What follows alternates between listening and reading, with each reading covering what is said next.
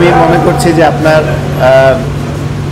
খুব ভালো একটা সম্ভাবনা আছে, যেহেতু আমরা শ্রীলঙ্কার সাথে সিরিজ জিতেছি, পাকিস্তানের মতো দলকে আমরা হারিয়েছি। যদি আমরা প্রপার ক্রিকেট খেলি, আমরা যে নর্মাল যে প্লেয়াররা যে ধরনের ক্রিকেট খেলে সেটা যদি খেলে, তাহলে ইনশাল্লাহ আমরা ভালো চ্যাম্পিয়ন হওয়াটা আপনার টি-20 না 100%। আপনি যেখানে ফাইনাল যদি খেলতে পারেন, তাহলে চ্যাম্পিয়ন কেন হতে পারবেন না? বিশ্বাস তো আছে 100% আছে। আমরা টি-20তে মনে করেন ওভার কনফিডেন্ট, যদি আপনার প্রপার ক্রিকেট আমরা যদি খেলি।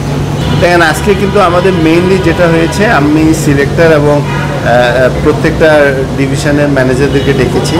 কারণ এর আগে আপনারা দেখেন মিডিয়াতে আসছে আপনার বরিশাল নিয়ে কিছু নেগেটিভ কথা আসছে, তো জাস্ট আমরা একটা আলাপ আলোচনা করেছি যেন এই ধরনের কোনো কিছু না আসে। যেটা আপনি যে কোয়েশ্চেন করেছেন সেটাই আমরা আলাপ আলোচনা করেছি, যে একটা ভালো যেন স্ট্যান্ডার্ড থাকে, এবং সেটা অনেক কিছু এই মিটিংয়ের মাধ্যমে আমরা বের হয়েছে। যে নর্মালি মনে করেন যে আপনার অনেকে অনেক ধরনের হেলমেট পরে খেলে, যে আপনার সেটা আমরা চেঞ্জ আনছি, যে আপনার প্রত্যেক দলকে আমরা হেলমেট দিচ্ছি এবার, এবং মানে পুরোটা যেন ডিসিপ্লিন, এবং আপনার ক্রিকেটটা এগিয়ে নিতে আসতে হলে কিন্তু সবাইকে সাপোর্ট করতে হবে। আমি সেই নিয়ে আমাদের মধ্যে আলাপ আলোচনা হয়েছে।